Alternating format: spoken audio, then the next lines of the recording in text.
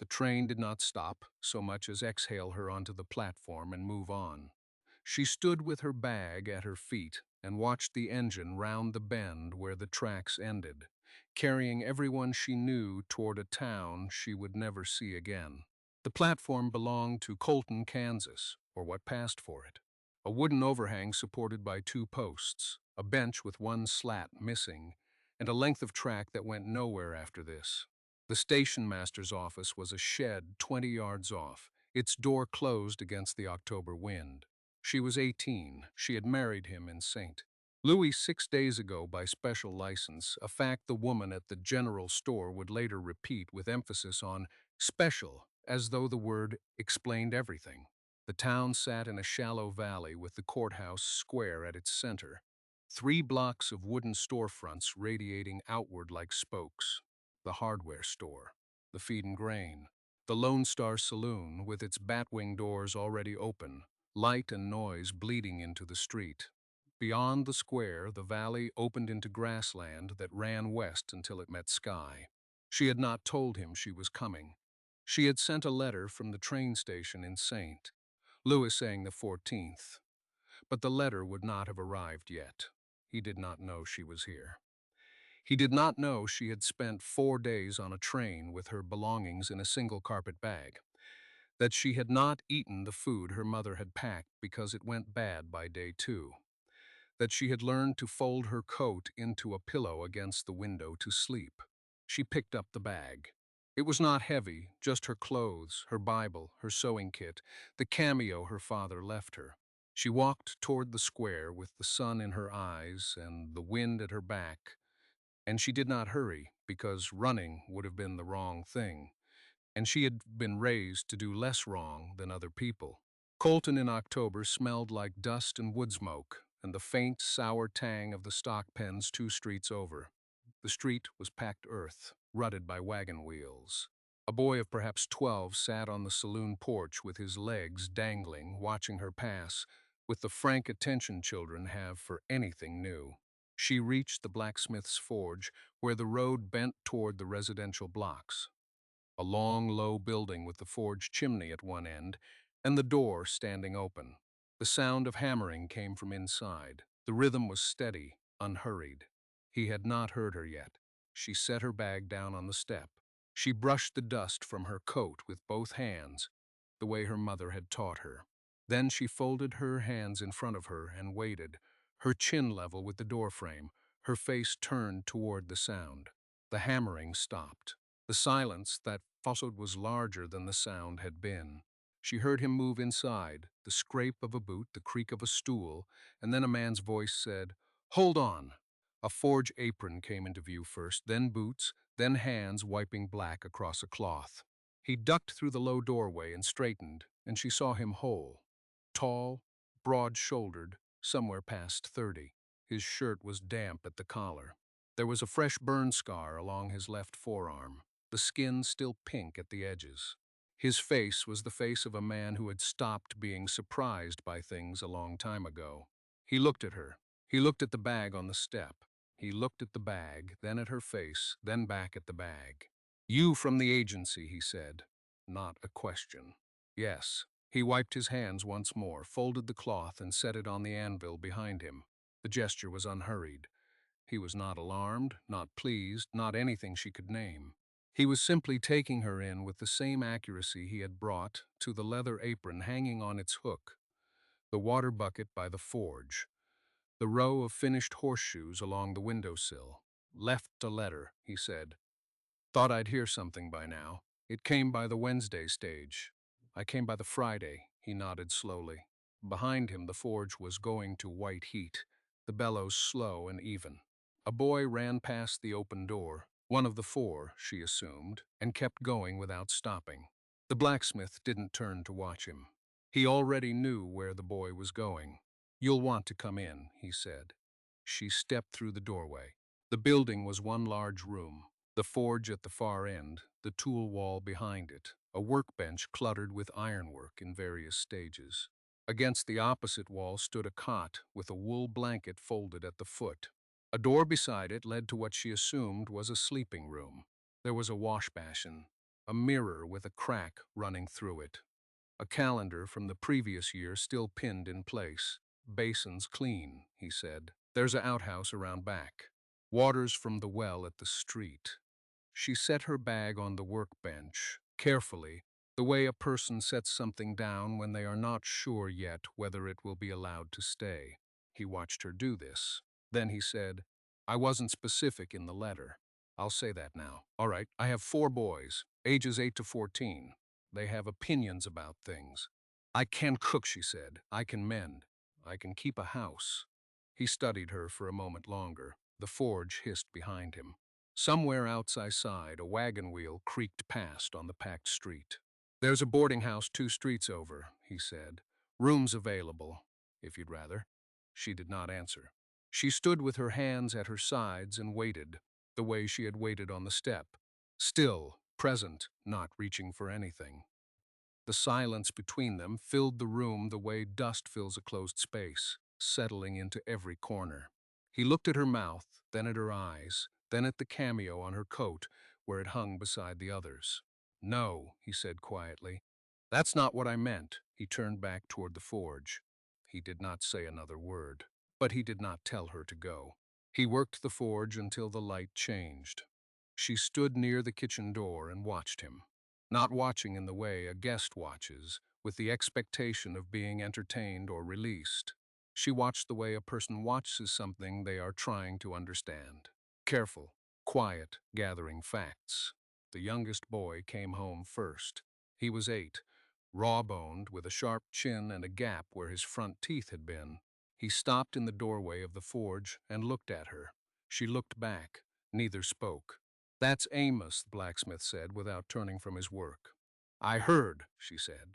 The boy lingered another moment, then went inside. She heard him moving through the rooms, the particular rhythm of a child testing a new space, touching door frames, opening and closing cabinets. By sundown, 3 more arrived in a cluster.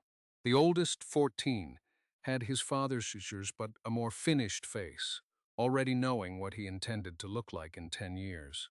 The 2 middle boys, 11 and 12, moved around each other the way brothers do when they've already mapped the same territory twice. They stopped in the kitchen doorway when they saw her. This is the woman from the letters, the blacksmith said, coming in from the forge with soot on his forearms and his sleeves still rolled. She's staying a while, staying a while. The phrase sat in the room without decoration. None of the boys asked what a while meant. They looked at her instead, and she let them look. Supper was on the table by 7. She had not asked where anything was, but the blacksmith had set out a cast-iron pan and a basket of onions without comment, and she had moved through the kitchen the way water moves through a new channel, finding the path of least resistance. The boys ate without talking, but their eyes moved between her and their father with the particular attention of people who are calculating something they do not yet have words for. The oldest boy pushed a pea across his plate with his fork. The blacksmith saw this and said nothing, but his jaw tightened, just slightly, in the way a man holds something back when he has decided the holding is more important than the speaking. After supper, she shut the dishes. The blacksmith dried. The boys went to their rooms. This was not arranged. It happened the way most arrangements happen in a house. Nobody planned it, but nobody stopped it either. She handed him each dish with the same plain care. He set each one in the cupboard without stacking or rushing. Outside, a dog barked twice and stopped. The kitchen was warm. The window above the basin showed a strip of dark sky with one star visible through the glass. She dried her hands on the towel that hung from the hook by the stove and hung it back in the same place. The room at the end of the hall, he said. It's yours. She nodded. He went back to the forge to bank the fire for the night.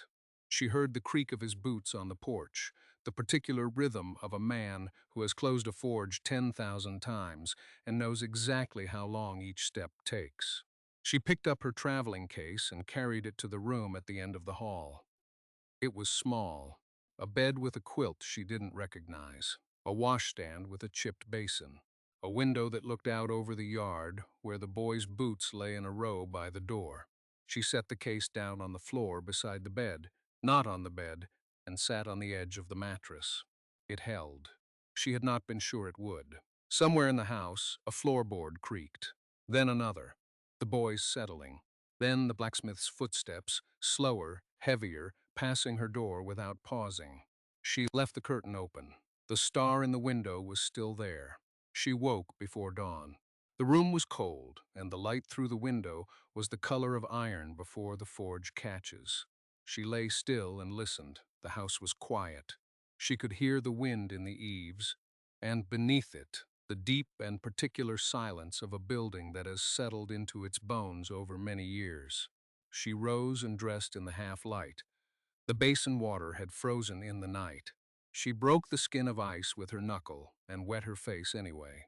The kitchen was where she expected it, at the back of the house, and it was already warm.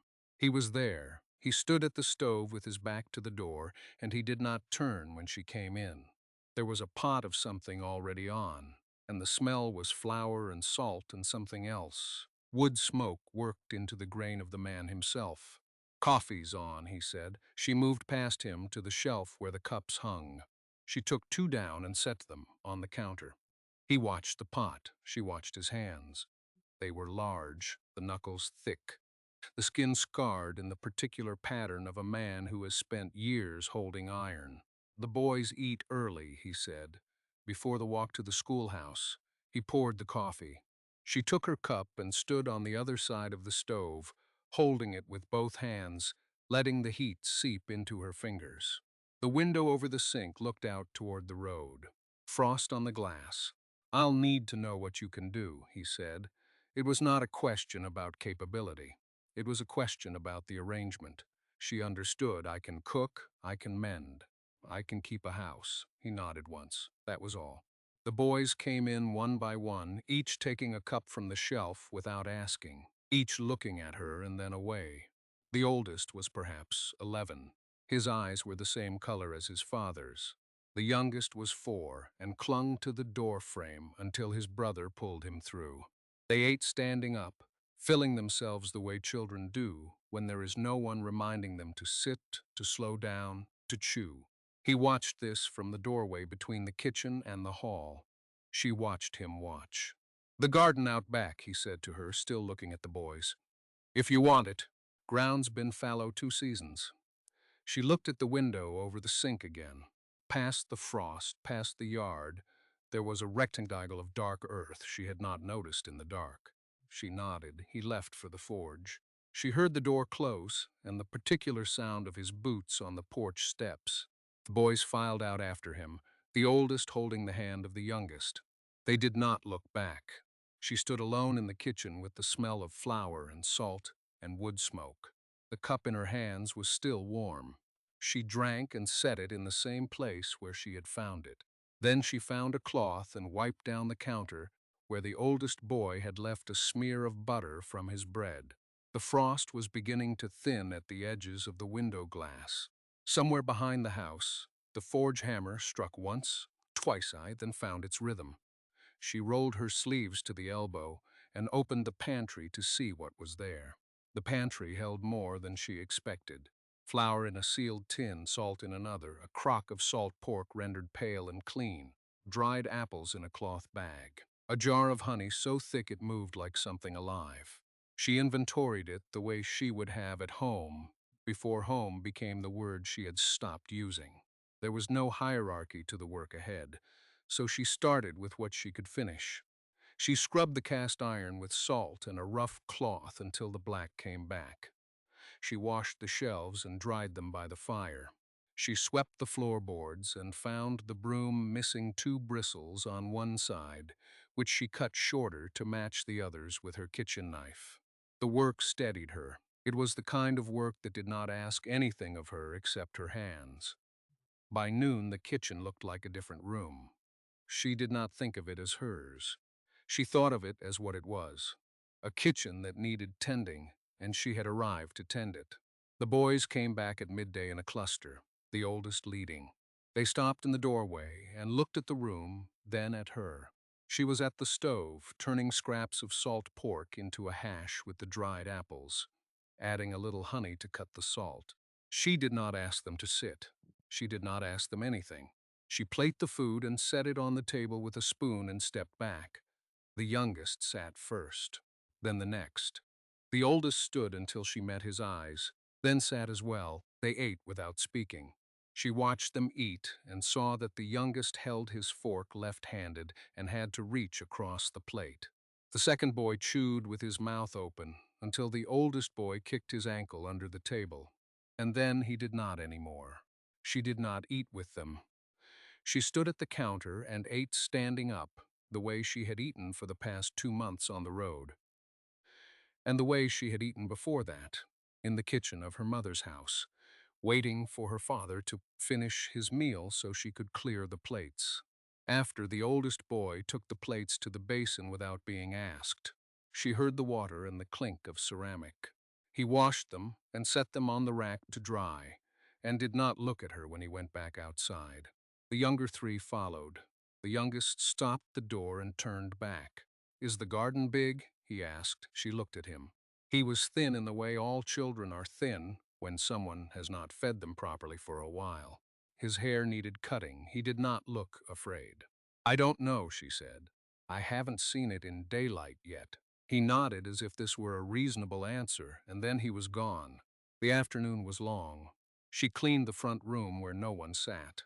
She aired the bedding from the room she had been given, and washed the window glass with vinegar and water until it was clear. The view was of the main street. A few people walking, a wagon stopped in front of the general store, a dog sleeping in a patch of sun. She watched the street the way she had watched the road from the stagecoach window. It told her things about a place she did not yet belong to. By evening, the forge had gone quiet. She heard boots on the porch steps and then the door opening. He stood in the doorway with the light behind him and looked at her standing at the counter, with her sleeves rolled to the elbow. The kitchen was clean. The air smelled of vinegar and cedar oil where she had polished the table. He did not say anything. He took off his apron and hung it on the hook by the door and went to the basin to wash his hands. The boys came in one by one as the light left the windows. They took their places at the table as if they had done this 1,000 times and would do it 1,000 more. She served the food she had made from what was in the pantry. He sat at the head of the table and looked at the plates and did not ask where the meal had come from. He ate. The boys ate. She stood at the counter and ate standing up, and no one said a word about it. The first morning came with birdsong before light. She heard the bed creak in the boys' room, and then the quiet shuffle of feet. He rose without waking the house further. By the time the youngest came down, there was coffee on the cold stove and bread torn and waiting. She learned the forge by sound. The ring of iron was different in rain, heavier when the air was damp, higher and quicker when he was working something small. She heard it through the walls while she mended torn shirts and patched knees in overalls that had been patched before. The oldest boy brought her a sock with a hole in the heel and set it on the table without speaking. She mended it that evening and left it folded on his bed. The second week she found the candle box. It sat on a shelf in the back room, above a stack of leather scraps. 12 candles, each one used down to a stub. She held one in her palm and felt the wax worn smooth where fingers had gripped it in the dark. She did not ask about it. She set it back on the shelf and closed the door. The boys began to leave things for her: a bird's feather on the windowsill, a smooth stone from the creek, small offerings placed where she would see them, then acted upon as if they had not been offered at all. She kept the feather in her apron pocket and carried it with her through the days. He fixed the porch step on a Thursday. She had not mentioned it. The wood had been soft beneath her weight each morning, and she had simply stepped around the place where it gave. But on Thursday evening she came home from the general store to find him kneeling at the edge of the porch with sawdust on his knees and a new board fitted into place. He did not look up when she came up the steps. She stood at the top and pressed her weight down on the solid wood and said nothing. That night, the youngest climbed into her lap during the story the oldest was telling and fell asleep there. She held him and felt his breathing slow and saw him looking at her from the doorway. He was holding 2 cups of coffee. He set one on the table near her hand and took his chair and drank from his own without a word. The youngest weighed almost nothing. His hair smelled of soap and creek water. She held him until he was stiff with sleep, and then carried him to his bed. And when she came back down the stairs, he was still sitting in the chair, with the light gone from the windows. She knew he had heard the town talk. She had heard it herself twice, from women who did not know she was standing behind the flour barrels.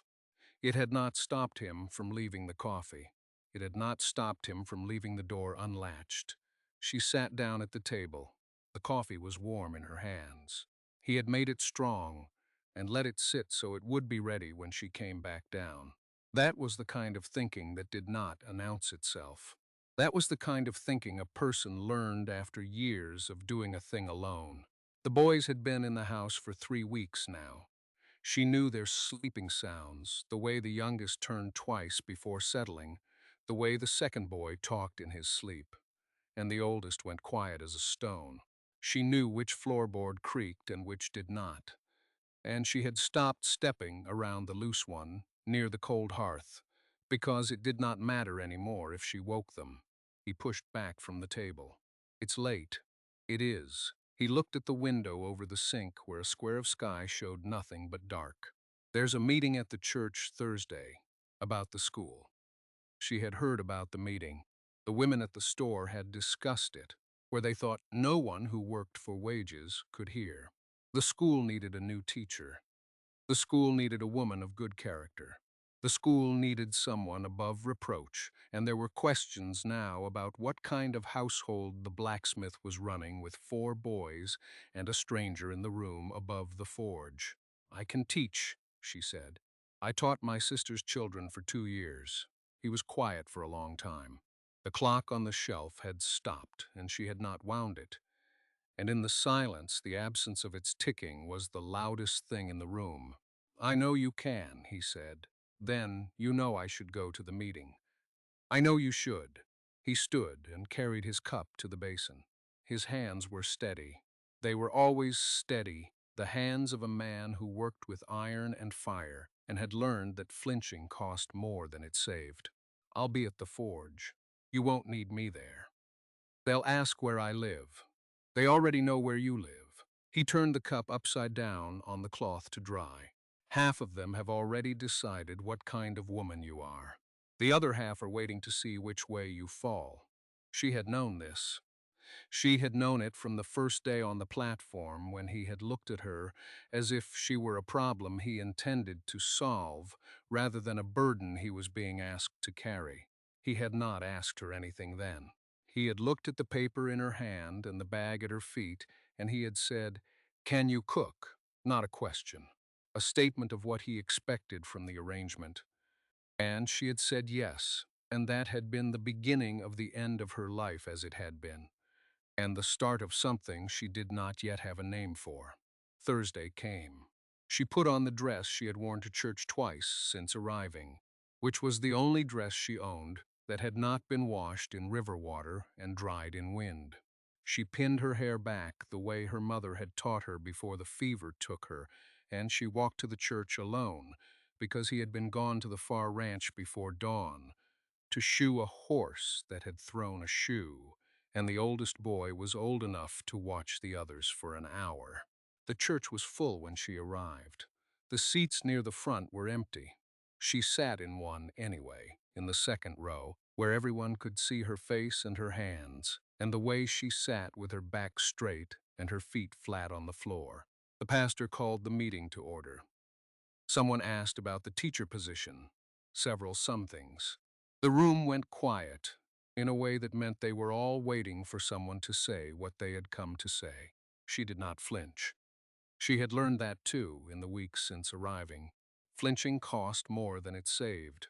The man who stood was Halvern. He ran the feed and grain and had opinions about most things that crossed the town line. He did not stand the way a man stands when he is nervous.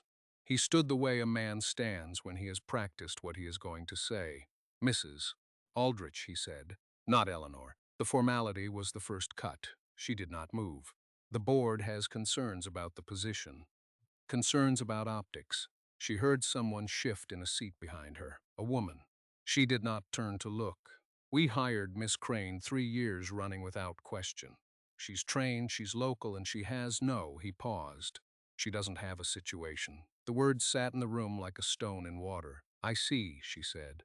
Her voice was the same volume it had been when she asked about the position at the counter.